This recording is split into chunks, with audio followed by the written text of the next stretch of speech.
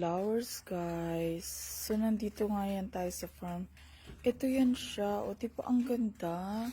Ito siya pagbuko pa, guys. O, ayan siya. Ayan nga siya, guys. O, as you can see, dito medyo taas. Kung makikita nyo, ayan siya, o. Medyo mataas kasi siya. Dito nga kasi tayo sa kanto. Ang ganda ng kulay niya, guys. Wait lang.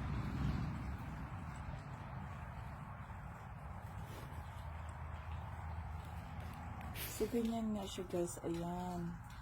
As you can see, meron pa siya doon. Ayun, o. Ayan nga siya, guys. Ayan, makikita nyo naman doon. Dahil, ayan po siya talaga. Ayan siya. Ang ganda niya.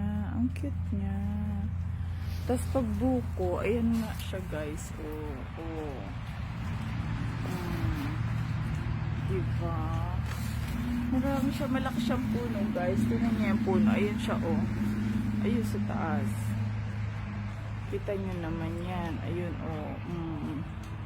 Ganda ng kulay.